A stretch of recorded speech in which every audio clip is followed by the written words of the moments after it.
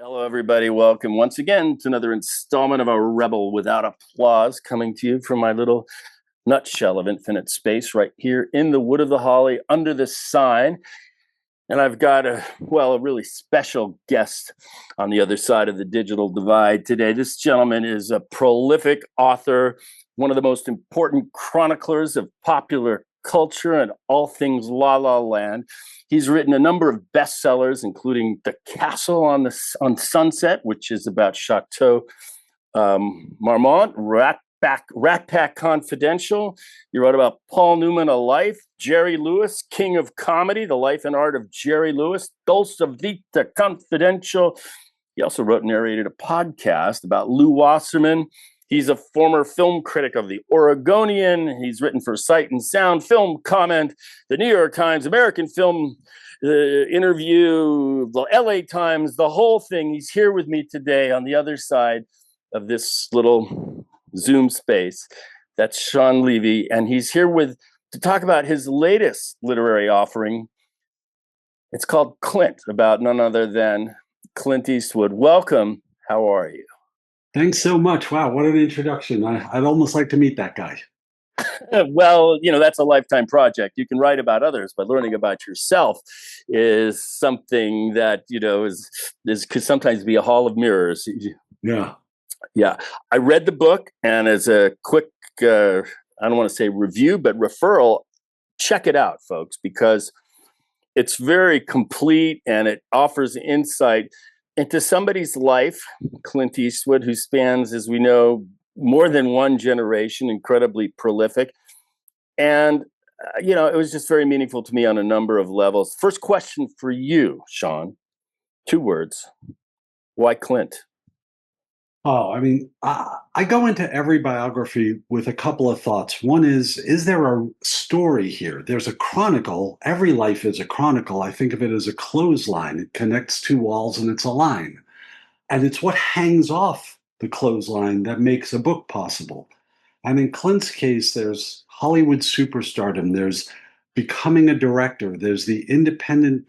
It's funny, he's released his movies with Universal and Warner Brothers, but really he's an indie filmmaker. You can talk about the Western and the image of American masculinity. You can talk about politics. You can talk about business. He's an entrepreneur. He owns Pebble Beach golf links, and of course his personal life, which is very tangled and spiky and sometimes sensational. So I knew there was a whole book, and it was a long time before I could find the way to do a book about him. I had the idea after I wrote about Paul Newman, and I thought he'd make a nice counterweight. Mm-hmm. And there was a Clint book coming out at the time, and that was 15, 16 years ago now. So he's continued to work. He's had sensational successes and incidents occur to him in these years, and I felt it was still time. Well, the thing about Clint, as I look at his life or lives, it's like it's not almost what the world tells us about Clint, but Clint tells us a lot about our world. He's kind of a cipher, specifically with issues around masculinity and violence. And in my view, it's kind of an evolving project. It's not maybe the Harry Callahan is maybe not the same cat who directs and is in Unforgiven. There's a truism about him that he made his reputation in Hollywood. He made his way to the top of the ladder committing acts of violence, and he has spent 30 years making movies about how awful it is to commit acts of violence, whether you're a soldier or a lone gunman or someone who is in an accident and takes a life. And that's really interesting. But when you look at those 2 characters that he became famous playing, the man with no name and Harry Callahan, it's clear now that those are damaged guys. They live alone. They have no one around them. They get no pleasure. They kill and it costs them. I think it took him 15, 20 years playing that type of character to find a way to address that. But I think it's always been there. And I think when you see that about him, the whole question of what does masculinity mean as embodied by Clint Eastwood starts to wobble a little bit. Right. I think, of course, he comes of his stardom emerges really, it's almost coincidental with, the catastrophe of Vietnam for America, which, I don't know where he weighed in on all those issues at that time, but, he reflects it in his own way, in my view. Yeah, he doesn't take on international issues so much as he does issues of law and order. Hmm. There's a lot of cops. A lot of the westerns that he made as a director and starred in are about righting wrongs, vengeance, Right. or if not vengeance, then like addressing an imbalance. Right. He's kind of an avenging angel. I think most outlaw Josie Wales, I consider that to me maybe clearly one of his best movies. He finds justification in vengeance. You mentioned a movie in your book that he didn't make, but I think it was his father's favorite movie that I think is a masterpiece directed by Howard Hawks, and that is Sergeant York, which also does a deep dive into violence. Sergeant York or Alvin York has to contemplate whether or not to join the army in World War One, and I kind of feel like that movie, in a way, is informs Clint, as he moves through his career. Oh, absolutely. And in fact, his most commercially successful film at the box office is American Sniper, which is a version of the Sergeant York story. Another based on truth story. Both of them are based on truth. This one about Chris Kyle, who is said to be the American sniper with the most confirmed kills in military history. And he's really good at his job and he takes it very seriously. He's taking lives and saving lives, and it costs him his soul and his sanity. Yeah, and that's what violence does. If even if you survive physically unscathed, it it takes a bite out of you. As I was reading your book, I thought, okay, let's take a look at Rawhide. Let's see that first episode of Rawhide. And I was watching it. I loved the song. And as I looked at it, it reminded me, it was kind of a knockoff of my favorite Western of all time. And I want to talk about Westerns, and that is Red River. Ah, in fact, the fellow who the showrunner basically of Rawhide based the ideas in part on the same historical documents that Howard Hawks, screenwriter, whose name won't come to me while we're chatting, Hmm. um, used to make Red River about 12 years prior. They got mutiny out of the bounty, Exactly. out of the material, and Charles Warren, who created Rawhide, got a saga that could be on TV for 217-hour-long episodes. Oh my God. All of Clint's films put together are probably not 217 hours. Well, one of the things that you noted in your book that really struck me as someone who's been an actor, and I've prayed for this opportunity, and it has not happened, is the fact when you're on a series, you get to make friends with that camera. It becomes non existent. You get to trial and error and see uh, and get a level of relaxation while the film is moving behind the lens. When I directed my own movie, you know, I, I really wanted the thoughts to happen while the film was moving, not in rehearsal and not after. I wanted it during, and I felt like he had just like the most perfect apprenticeship on that TV series. Yeah, as an actor and as a filmmaker, because he was raised during the Depression, and his dad taught him be versatile. Don't do one thing, do a bunch of things well, work cheap for the first job so they can see what you do. And he wanted to direct while he was on Rawhide because he didn't know if acting was going to pan out for him. And he studied what different directors did. They had dozens of directors over those 200 plus episodes. And he learned about the camera and the lenses, and he went into editing suites. Even when he was a film, an acting student at Universal in the mid 50s, he was permitted to wander the studio and go on sound stages and just get a sense of the industrial production methods that served him later as a producer and a director. And in a way, Rawhide is his film school, even though he never shot a frame. They never gave him an episode. No, he was the second banana on a Western during the time Westerns were starting to fade. Right. Yeah. Nobody thought this kid deserved anything. Yeah, well, he kind of looked like, I'm comparing it to Red River. He looked a little bit, maybe, was he the John Ireland part, or was he, the Montgomery Clift? I'm not sure where he fit in the paradigm.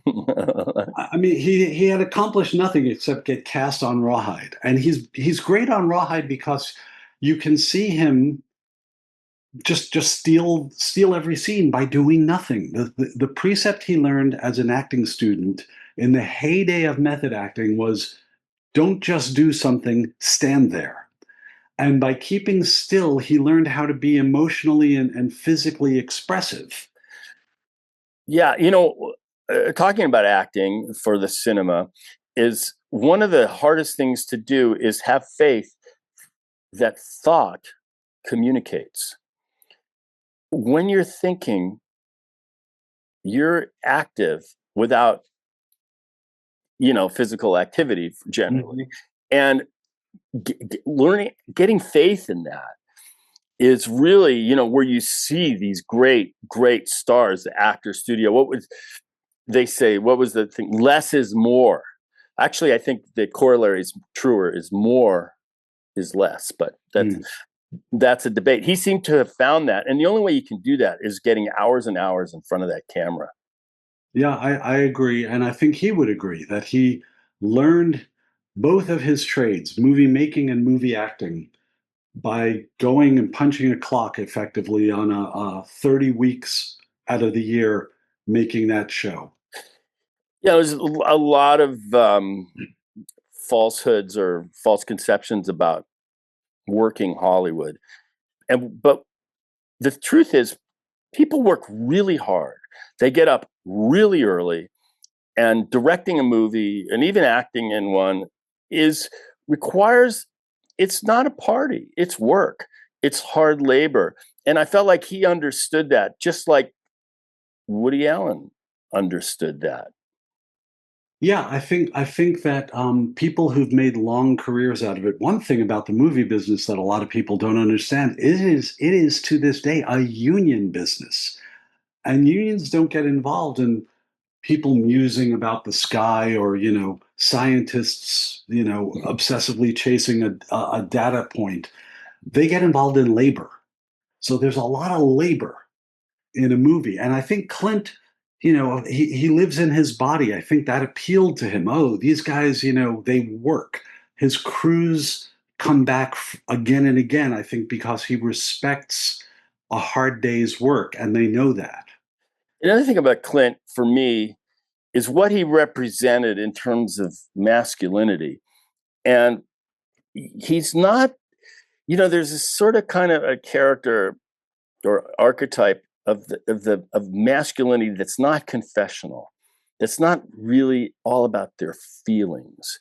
It doesn't mean they don't feel. They're just not compelled to share them, and they live underneath. And that's sort of like, I think of like actors that I admired, like Sterling Hayden, uh, and and others. And Clint, I feel to some extent is that. Yeah, he's born in 1930. He was raised during the Depression and World War II. He served in the military in the early 50s. He's definitely a beast of a generation, not quite the greatest generation. The war ended when he was like 14 or so, um, but of the same values. White Anglo-Saxon, long pioneering stock.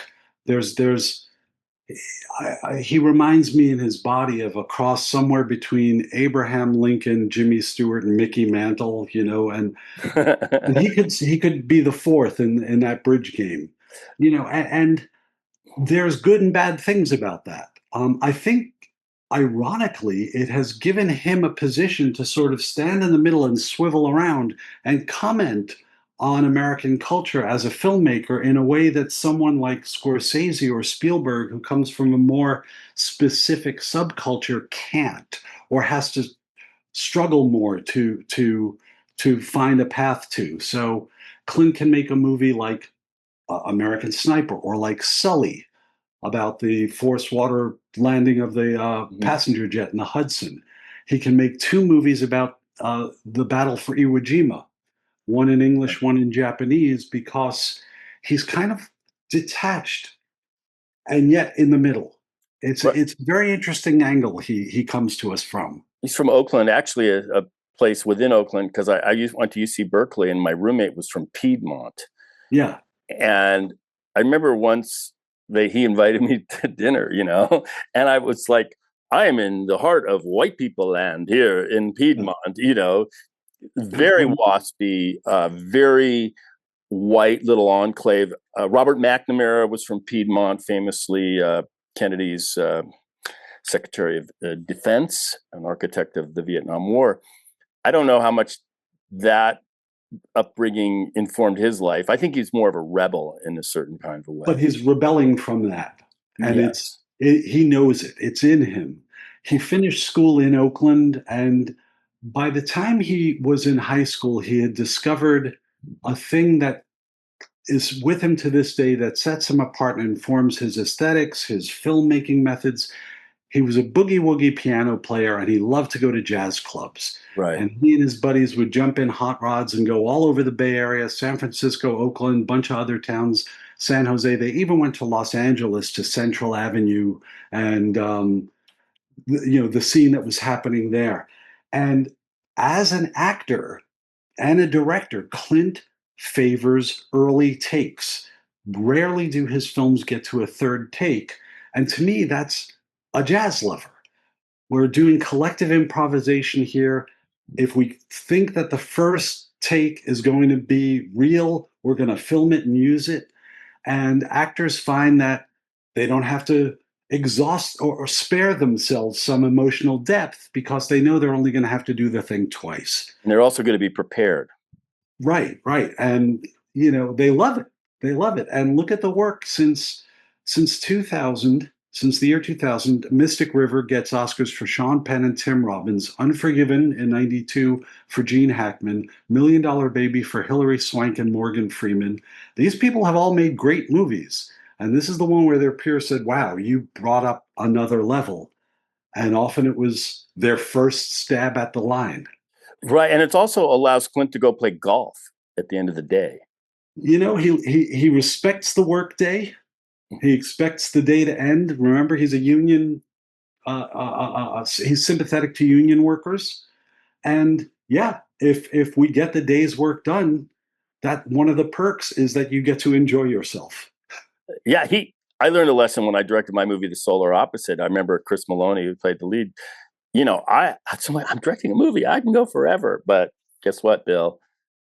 The others can't. This Yeah, isn't their big chance in the world. They're not running on the same nuclear fuel that you are. So rather than have an exhausted actor, shut the day down, yeah. get fresh tomorrow. You're going to live with these scenes for the rest of your life, and make sure that they're refreshed. And you're not here to beat the shit out of people. You're here to tell a story. And I feel like Clint understood that. Understands. I mean, he had a movie last year. He's I know. four studio production. I Good know. little movie too. Juror number two, a courtroom thriller with it gives a little vibe of 12 Angry Men. Sidney Lumet, another great movie. Yeah, Yeah, there's so much uh, to admire about Clint, but he was also at the cutting edge of some cultural divides, critically and otherwise. The whole Harry Callahan. If you go back and you're quoting her just all through the book, Pauline Kael uh, was not a fan, and was quick to criticize. yeah. She waged war on him. It's an interesting little battle. Dirty Harry was originally supposed to be set in New York. Frank Sinatra was going to appear in it, but he injured his hand and had surgery and got scrapped.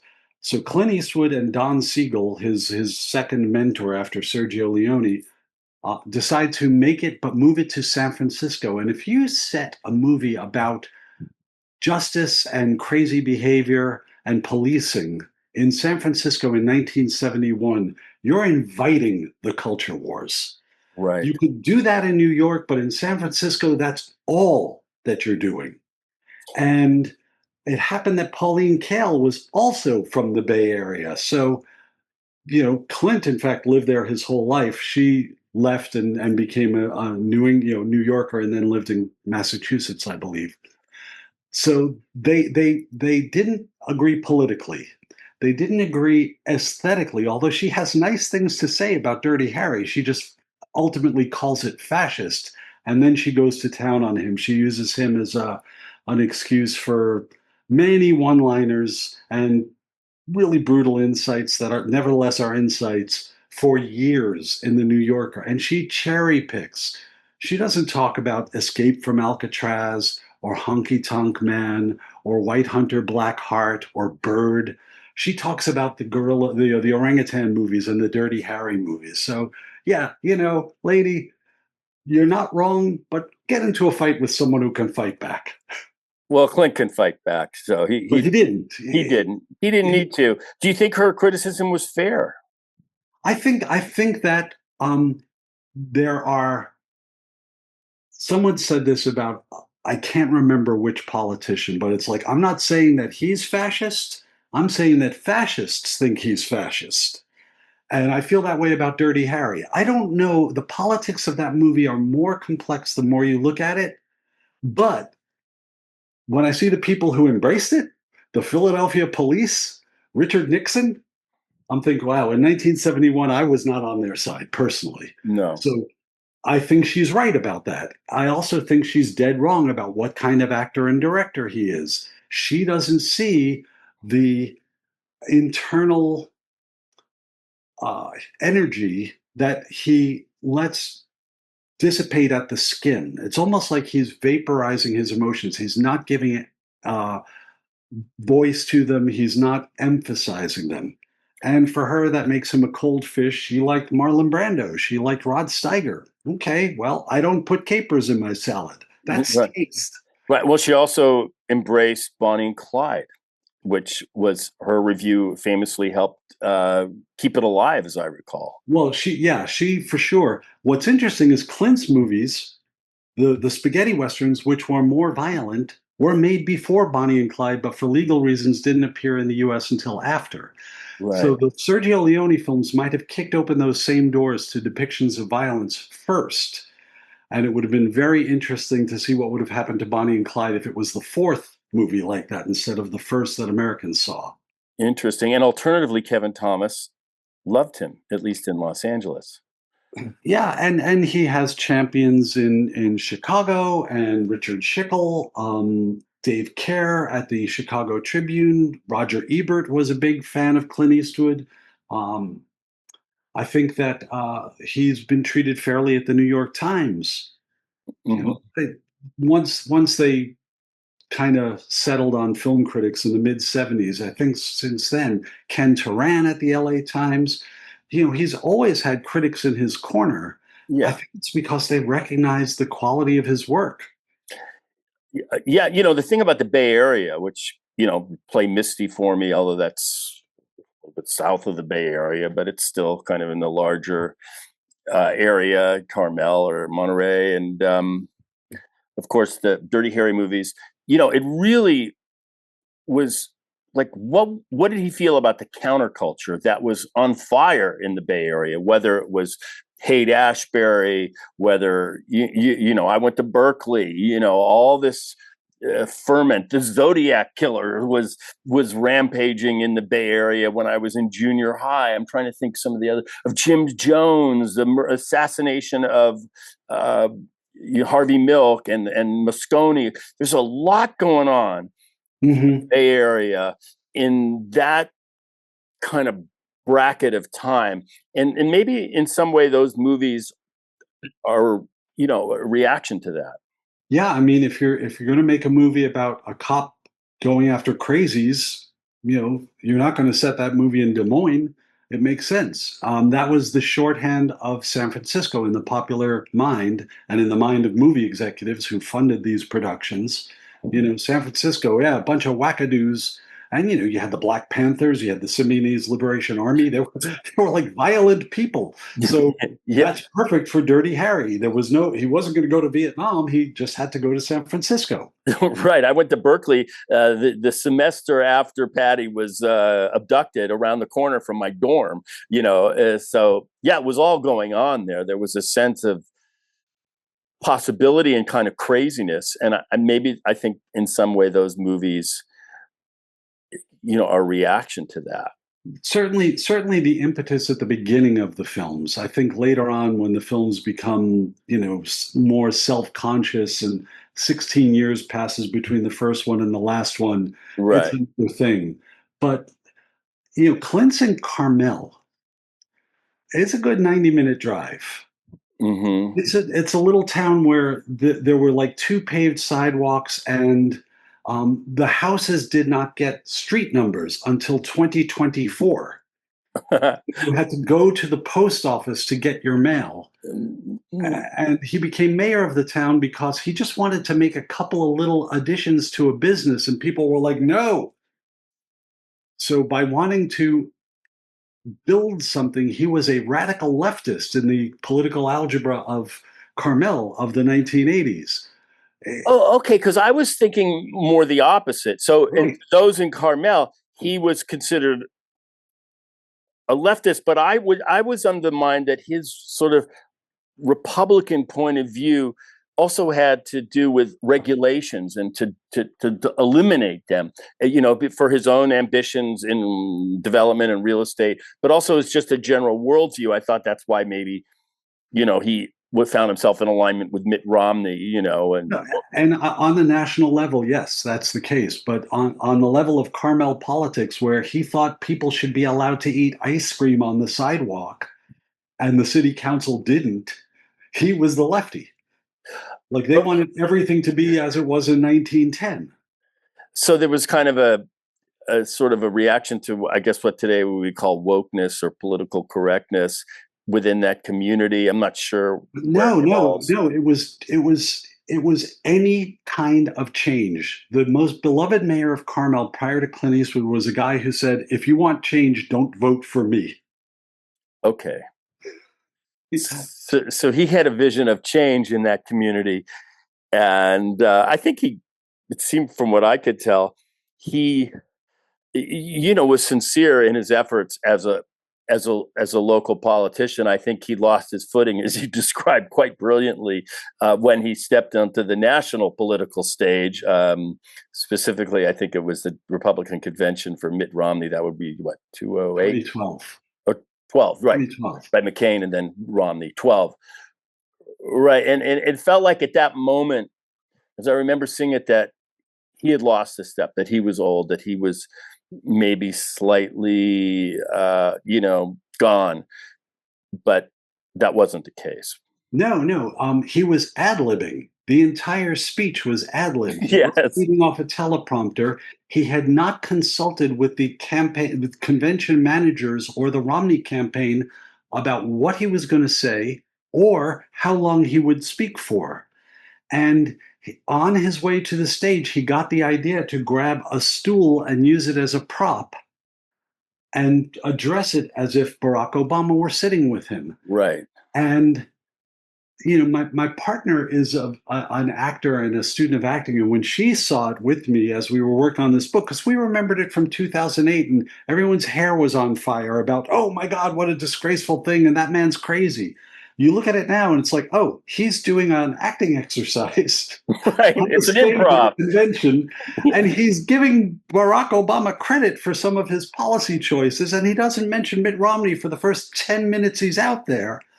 And on the night, Pat Buchanan and Michelle Malkin on Fox News at least chewed over the possibility that Clint was a Democrat on stage to sandbag the Romney campaign. That's how bizarre the thing actually was. It's not what I remembered. I remembered something more incendiary and dogmatic. Yeah. Well, I think Clinton kind of defies categories. He's libertarian. He's his own guy. He's not in really lockstep with anybody. As you wrote this book, one thing I wanted to say, you mentioned jazz, and I am a jazz player. And one of the scripts I wrote before another one that I mentioned to you is called Central Avenue. And it's about that jazz scene in the 50s and the demise of a street. And it's a story set against that world. And I tried so hard to get it to Clint. So Yeah. I mean, he made his jazz movie Bird, which is almost like an experimental film that he gets Warner Brothers to fund, a 2 hour and 40-minute movie about an avant-garde jazz musician who dies, and he casts in it someone who has never been a lead in a movie and barely has had 15 minutes total in a movie, Forrest Whitaker, and he makes exactly the movie he wants to make. And yeah, there's jazz music throughout his films, but that was his jazz movie, and he loved making it. one of the things that caught me by surprise when I read your book, a detail, is that he meets Lenny Niehaus in the army. Yeah, his friend who was a jazz musician and did many scores and arrangements of other music for his films. They met when they were GIs at Fort Ord in 51, 53, in that era. Yeah, I remember because when I played the clarinet, and when I still study, but years ago I had the Lenny Niehaus books, which were like instructions on improvisation, and they had solos. And okay, how do you do that? And I would go through the Lenny Niehaus book, and then I realized, wait a minute, he works with Clint. And now I did not know that he was an army buddy of Clint as well as David Jansen. I'll tell you, one of the anecdotes that knocked me out was that airplane flight from Portland to Seattle to the Bay Area. Yeah, Clint survived the forced water landing of a military aircraft. Just he and a pilot were on it. They were coming back from Seattle to the Bay Area, 1952-ish. So Clint's like 22, and the electronics on the plane fail, and they run out of fuel, and they have to ditch the plane in the Pacific Ocean and swim to shore. near Point Reyes, as you described. Yeah. And 50 odd years later, he makes Sully about the forced water landing of a passenger jet in the Hudson River.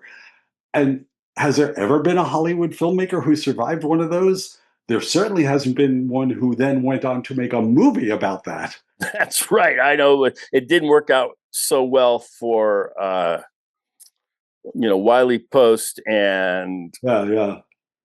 the great Rocky Marciano, Mike Todd. Yeah, right. Yeah, Buddy Holly. Yeah. But Clint survived that, and similarly, Paul Newman, who I always compare to Clint, he was on a military ship toward the end of World War II in the Pacific, and his crew was assigned to go to another ship. Their pilot woke up that morning with an ear infection. They were grounded. Everyone from his squadron went to the other ship. That ship was hit that night by the worst kamikaze attack in the war. And only on the strength of someone's bad ear did Paul Newman not die on that ship. Well, I think both of these guys, a lifeguard from Oakland and the son of a sporting goods store owner in Cleveland, if I'm correct, lived incredibly charmed lives. And they both knew it. Clint, I ran across a clip the other day on TikTok of Clint accepting his AFI Life Achievement Award. And he talked about his luck. He says, I've worked hard, I've tried to be prepared, but I've been very, very lucky. And Newman, I mean, from the blue eyes to the not dying in the plane crash to being given a seat at the actor's studio when he was just there to help a friend audition, he always touted his luck. Yeah, I remember one time I was in an elevator in New York, and somehow I was in it with Paul Newman, and I went, he's really short. I could probably beat him up. It's like, that's what I was like, he's small. I wouldn't feel that way about Clint. No, Clint's like 6'3" ish. And Clint's been in the gym every day since Fort Ord. Yeah. And I was not aware that he was a surfer and embraced surfing. And I was actually amazed that he didn't end up as one of those beach guys in those beach blanket movies, in the 50s. If it wasn't for Rawhide and the spaghetti westerns, he may well have. Yeah. So he's lived an incredible life. And, I take inspiration that he's still ticking. Paul was not as fortunate in terms of his longevity. I don't know how old Paul Newman was when He was 83. he was. Okay. Yeah, he was older. He was He much older. lived a whole life. Four score and a bit. Yeah, you would take that when you're 65. Wow, 83, great. Yeah. But if you're 82 and a half, you're going, I get it. I get it. maybe we can work on an extension. We can talk about it. There should be some possibility. Shawn, you and I could talk about this stuff forever. And I feel your passion for Hollywood and what's the great American export is or was movies, and you're chronicling this industry. Frankly, right now I'm extremely depressed about it. It's particularly the theatrical side of it. I can just tell you, I would play jazz in front of the boarded up Cinerama Dome on YouTube live, and inside of which is the probably the most important cinema, this ArcLight, and it's all boarded up. And I have the history of my grandfather, who was, like I said, a president of Warner Brothers back in the 60s. And part of, as someone who's written 10 scripts, I'm a little too depressed and sad about it to commit myself to that labor. It's partly why I'm doing this. I don't know what you're thinking about it all. I mean, it's tough. On the other hand, it's easier to make your own movie today probably than ever. The technology costs nothing. Films have won prizes at Sundance, shot on iPhones, and their directors have gone on to direct the best picture and director at the Oscars. So that looks like an easier path. What's gone is this collective experience and the centralized production uh, mechanism. And of course, our attention is balkanized. No two of us streams the same thing, whether we're talking about music or cinema or peak TV or whatever you want to call streaming television. So yeah, it used to be a more centralized culture. Mm-hmm. Now it's dispersed in a way that can be exciting, but it also can be sad because we lost that sitting around the fire, hearing the same story from the sage. Yeah. Well, Sunday I went. American Cinematheque had a 70 millimeter print showing at the Egyptian of Lawrence of Arabia, Oh, which I've seen countless times, but I feel like it's a religious experience for the yeah. cinema. And I like to stay in touch with the things that inspire me. Hmm. And I thought, well, like you just said, what was I talking about? Ballot Box 13. Get that out there, and Yeah. don't quit. Stay I out mean, there. this is the lesson of Clint Eastwood, 94, and he puts a movie out. Dude owns Pebble Beach, among other golf courses. He could have the time of his life. Yeah, Eat sushi and play golf, and he wants to make movies. yeah, because I'll tell you, having directed one, it is a very thrilling and intense way to live. And when you finish film, as I have, you do have this postpartum kind of like nosedive. And my thinking for Clint is he doesn't want to ever experience that, so he just keeps Oh, going. he loves it. There's a quote late in the book where this is in the 2000 aughts or tens, and he's passing the craft service table, the lunch area, on a film shoot during a working day, and there's pizzas. And someone says, "Hey, Clint, you want a slice?" And he looks at it and he kind of sneers and says, "No, thanks. I've got other movies I want to make." Exactly. Yeah. That's a joke, and it's not. Well, my father is 90. Okay. 3, he still goes to his job, which is radio. Um, Operates radio stations. I like I mentioned, I talked to Matthew Spector. His father's Fred Spector. He's still agenting at CAA. Good So gosh. if you can hang in there, You know, maybe you can keep going, and it does offer a little inspiration to me. The only lesson I learned is stay out of Clint's parking spaces. yeah. That's a beef. But it tells me something about the guy. Like as a biographer, like what's his essential nature? He's a loner and he's a filmmaker. He has been directing movies for more than 50 years and acting in them for 70 years. One reader of the book, one reader, A.O. Scott in the New York Times said, it's as if John Ford and John Wayne were the same guy. Right. And that's who he is. He is a filmmaker. That's why it's the man and the movies. They are one and the same. So, using a metaphor of the movies, as you've done this deep meditation on this man and his times, both interlocked, is there a rosebud sled somewhere in his psyche that maybe you could leave us with? He makes a lot of movies about women and children being imperiled. He makes a lot of movies about fathers estranged from daughters. And as we know, he makes a lot of movies about loners who have a past where they were violent men or committed an act of violence or accidentally committed an act of violence. And add the jazz guy, the loner, and the kind of guy who did whatever he wanted.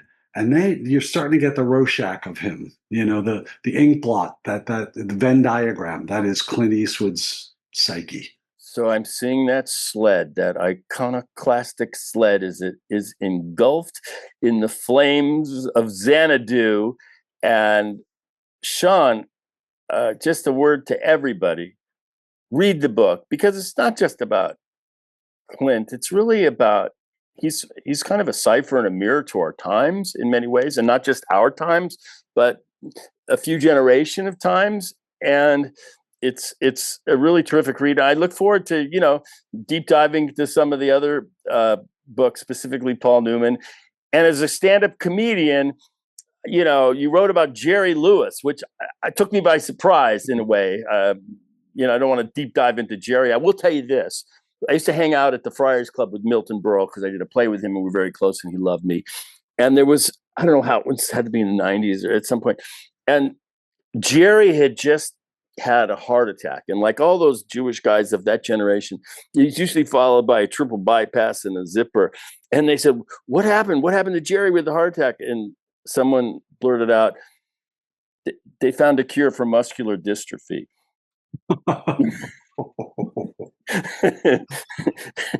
My Jerry take is when I was working on that book, people would always ask three things. Why does he do muscular dystrophy? Why did he break up with Dean Martin?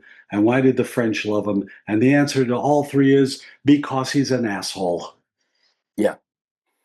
But you need to read In on the Joke, my book previous to Clint, which is about the women pioneers of stand-up comedy. Chapters on Joan Rivers, Phyllis Diller, Elaine May, Moms Mabley, Minnie Pearl, some forgotten names. It's my stand-up book. Oh, good. Well, that it's very hard for a woman in stand-up because people have a hard time dealing with that kind of aggressiveness and energy that a stand-up has, and it's a little bit like, what, a woman, Phyllis, and she had to kind of de-pretty herself in a way. Yeah. This to is be acceptable. This is the book. Yeah. Moms Mabley, posing as an old lady when she's in her 20s. Minnie Pearl, college-educated Shakespearean actress, posing as a rube. Phyllis Diller, posing as a harridan. Joan Rivers, the girl next door. I'm so ugly, I need they all had to do that. Yeah. Here's a little piece of trivia, and then I'm going to go. I saw Joan Rivers in a part with Burt Lancaster, or the John Cheever book, The Swimmer.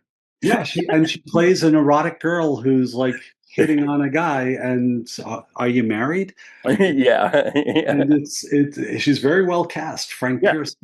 Yeah, she was terrific. Hey, Shawn, really appreciate the chat, and congratulations on your scholarship and your productivity and helping shine light on a world that I live in and am frankly tormented by, as I have been since probably, before I could even think. So, folks, check out the book, Clint. It's a terrific biography. And again, thanks to Shawn. Till next time, namaste, shalom, and aloha. By that I mean namashaloha. See ya.